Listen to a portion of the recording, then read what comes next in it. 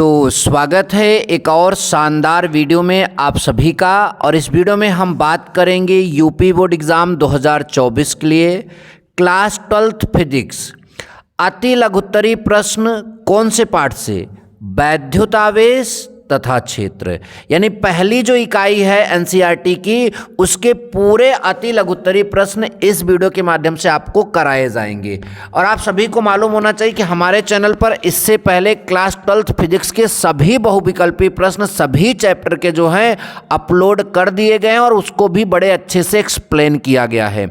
इस वीडियो के माध्यम से आपको पहले यूनिट के सारे इंपॉर्टेंट अति लघुत्तरी प्रश्न सॉल्व कराए जाएंगे। उसके बाद लघुत्तरी फिर 5 नंबर के प्रश्न भी आपको हमारे चैनल पर उपलब्ध हो जाएंगे। इसलिए बिना कुछ सोचे आप चैनल को सब्सक्राइब करके यहां से तैयारी स्टार्ट कर सकते हैं। तो चलिए वीडियो की शुरुआत करते हैं।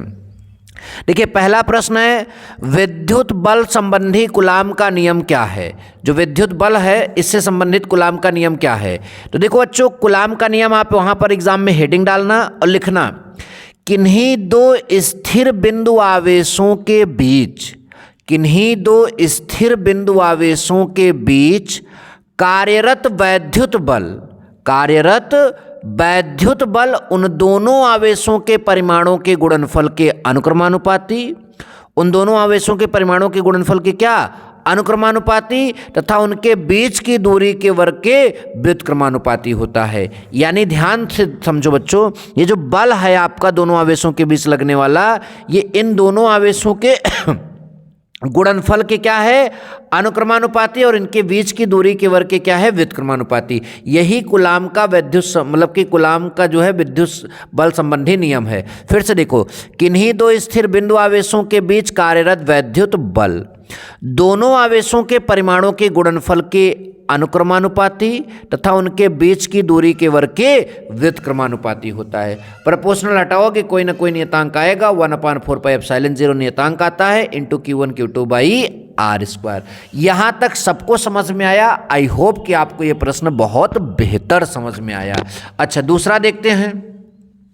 दूसरा प्रश्न इस तरह से आ सकता है कि दो बिंदु आवेशों के बीच लगने वाले आकर्षण बल, दो बिंदु आवेशों के बीच लगने वाले आकर्षण बल अथवा प्रतिकर्षण बल के लिए, लगने वाले आकर्षण बल अथवा प्रतिकर्षण बल के लिए कूलाम का नियम वेक्टर स्वरूप में लिखिए। कूलाम का नियम किस स्वरूप में लिखना है, वेक्टर स्वरूप में। तो देखो बच्चों, दो बिंदु आवेशों के बीच जो वैद्युत बल लगता है उसका फार्मूला ये होता है वेक्टर स्वरूप में। ठीक, जहां पर Q1 Q2 क्या है, आवेश, R क्या है, उन आवेशों के बीच की दूरी, F क्या है, आवेशों के मध्य वैद्युत बल, K क्या है, परावैद्युत माध्यम का परावैद्युतांक, ε0 क्या है, वायु या निर्वात की वैद्युतशीलता, और ये R डैश, ये जो R कैप है ये एकांक सदिश है। ये आपका क्या है, एकांक सदिश। ठीक, कौन सी सदिश है, एकांक सदिश।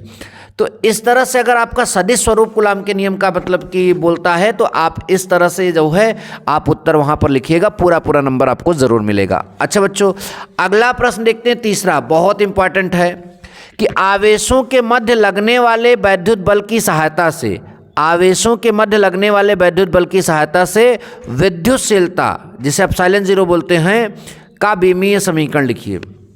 कुछ नहीं करना है, आवेशों के बीच जो बल लगता है वो कूलामीय बल होता है, तो कूलाम्बी बल का सूत्र हमने यहाँ पर लिख दिया। अच्छा, अब ε0 की वैल्यू यहाँ से निकालो, अब ε0 इधर आएगा और फिर यहाँ पर जो है 1/4π इंटू Q1 Q2/f_r² हो जाएगा, f नीचे चला जाएगा। अब ε0 की जो बीमा है वो Q1 Q2 की बीमा और बटा f_r² की बीमा के बराबर होगा।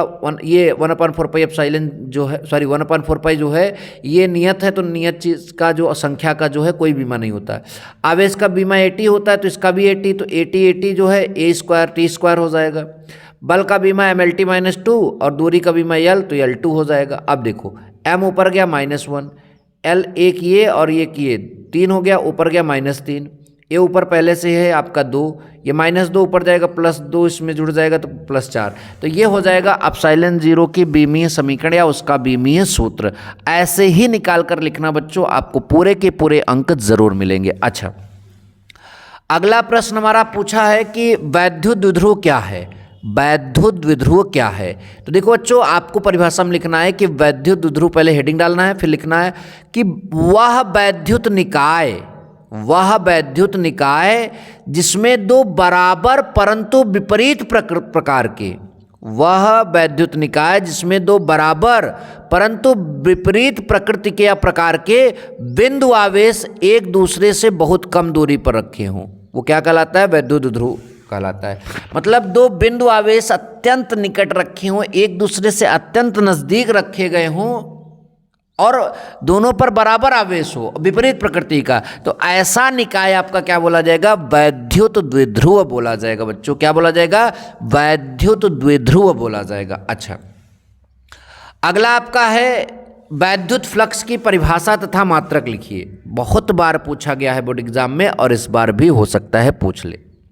तो परिभाषा लिखते समय आप लिखेंगे कि वैद्युत क्षेत्र में स्थित किसी क्षेत्रफल से, क्षेत्रफल माने कोई पृष्ठ से जो है, तो देखिए वैद्युत क्षेत्र में स्थित जो है किसी क्षेत्रफल से बात कर रहा है, तो मानते हैं ये जो मोबाइल हमने यहाँ पर लिया है कोई पृष्ठ है और ये उसका क्या है? क्षेत्रफल है, और यहाँ से बल रेखाएं गुजरेंगी। क्या गुजरेंगी? बल रेखाएं। लंबवत बल रेखा जितना इस पृष्ठ से गुजर जाएगा वही क्या बोला जाएगा? आपका वैद्युत फ्लक्स बोला जाएगा बच्चों। तो देखो यही परिभाषा लिखा है कि वैद्युत क्षेत्र में स्थित किसी क्षेत्रफल से, वैद्युत क्षेत्र में स्थित किसी क्षेत्रफल से अभिलंबवत दिशा में, कौन सी दिशा में? अभिलंबवत दिशा में गुजरने वाली वैद्युत बल रेखाओं की संख्या को वैद्युत फ्लक्स कहते हैं।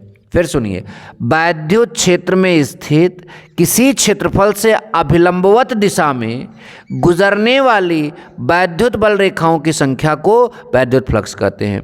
इसका मात्रक क्या होता है? न्यूटन मीटर स्क्वायर प्रति कूलम। क्या? न्यूटन मीटर स्क्वायर प्रति कूलम अथवा वोल्ट मीटर, इसका क्या होता है? मात्रक होता है। इस तरह से आप लिखिएगा। ठीक, अगला प्रश्न हमारा है स्थिर वैद्युतिकी में गास की प्रमेय लिखिए। कभी कभी ऐसा आता है तो आप लिखिएगा इस प्रमेय के अनुसार डैश, किसी बंद पृष्ठ से गुजरने वाला, पूरा जो पृष्ठ है वो बंद है, यानी आवेश ऐसे जगह पर रखा है जो चारों तरफ से बंद पृष्ठ के अंदर है। ठीक, तो किसी बंद पृष्ठ से गुजरने वाला वैद्युत फ्लक्स, किसी बंद पृष्ठ से गुजरने वाला वैद्युत फ्लक्स उस पृष्ठ द्वारा परिबद्ध आवेश का, उस पृष्ठ द्वारा परिबद्ध आवेश का 1/ε गुना ε0 गुना होता है। उस पृष्ठ द्वारा परिबद्ध कुल वैद्युत आवेश का 1/ε0 गुना होता है। फिर सुनिए, किसी बंद पृष्ठ से गुजरने वाला वैद्युत फ्लक्स, किसी बंद पृष्ठ से गुजरने वाला वैद्युत फ्लक्स उस पृष्ठ द्वारा परिबद्ध यानी उस पृष्ठ द्वारा घिरा कुल वैद्युत फ्लक्स का कितना होता है? कुल वैद्युत आवेश का 1/ε गुना होता है। तो ये गास की प्रमेय है। इस तरह से अगर पूछा जाता है तो गास की प्रमेय भी आप जरूर लिख कर आइए। नेक्स्ट हमारा जो है एक यहाँ पर जो है आपका न्यूमेरिकल है, छोटा सा, ध्यान से देखेंगे। एक गाउसीय पृष्ठ के अंदर 3 कूलाम, -2 कूलाम, Q कूलाम और +2 कूलाम का आवेश रखे हैं। पृष्ठ से परिबद्ध कुल वैद्युत फ्लक्स कितना होगा? तो कुल वैद्युत फ्लक्स के लिए हमारे पास ये फार्मूला है, तो Q/ε0 होता है गास के नियम से, आपको मालूम है। तो Q, ये डेल्टा Q क्या है? कुल आवेश। ठीक, तो आपका 1/ε0 बाहर रहेगा, कुल आवेश की जगह 3Q -Q +Q +2Q। ठीक, इसको आप सॉल्व करिए तो 3 2 5 1 6 में से 2 गया, कितना आएगा? 4Q/ε0। इस तरह से अगर न्यूमेरिकल पूछता है तो इसको भी लगाइएगा। नंबर नेक्स्ट आपका है रेखीय आवेश घनत्व से क्या तात्पर्य है? पूछा जाता है, बहुत बार पूछा जाता है। तो रेखीय आवेश घनत्व ध्यान दीजिए, रेखीय आवेश वितरण के, यानी जैसे ये पेन है, इस तरह से कोई रेखा में इस पर पूरा आवेश आप फैला दीजिए। ठीक, तो ये आवेश का जो वितरण होगा इसे रेखीय आवेश वितरण कहेंगे। तो रेखीय आवेश वितरण के प्रति एकांक लंबाई पर, यानी एकांक लंबाई जो होती है उस पे आवेश की मात्रा को, रेखीय आवेश वितरण के प्रति एकांक लंबाई पर आवेश की मात्रा को रेखीय आवेश घनत्व कहते हैं। क्या कहते हैं? रेखीय आवेश घनत्व। इसे लेम्डा से प्रदर्शित करते हैं। किससे? लेम्डा से प्रदर्शित करते हैं। तो लेम्डा बराबर dQ/dl, लेम्डा बराबर क्या हो जाएगा? dQ/dl।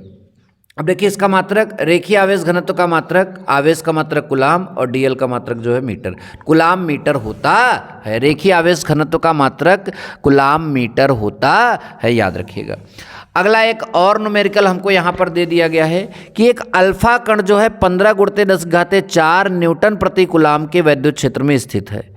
15 × 10⁴ न्यूटन प्रति कूलाम के वैद्युत क्षेत्र में स्थित है, उस पर लगने वाले बल की गणना कीजिए। तो अल्फा कण पर आवेश जो है आपको पता होना चाहिए 3.2 × 10⁻⁻19 कूलाम होता है। वैद्युत क्षेत्र आपका यहाँ पर दिया है, मैंने लिख लिया। तो अल्फा कण पर जो बल लगेगा F = Q × E होता है। Q की वैल्यू यहाँ से उठाकर रख दिया और E की वैल्यू यहाँ से उठाकर रख दिया। ठीक, तो 15 का गुणा इसमें करेंगे तो ये आपका पूरा इतना, मतलब कुल पूरा कैलकुलेट जब कर लेंगे तो इस तरह से हमारा यहाँ पर एक आंसर निकल कर आएगा और यहाँ पर दशमलव लगा रहेगा। ठीक, तो ये आपके विद्युत बल का क्या हो जाएगा, मान हो जाएगा। और इस तरह से इस वीडियो का अंत भी होता है। मिलेंगे नेक्स्ट वीडियो में। Thank you so much. जय हिंद, वंदे मातरम।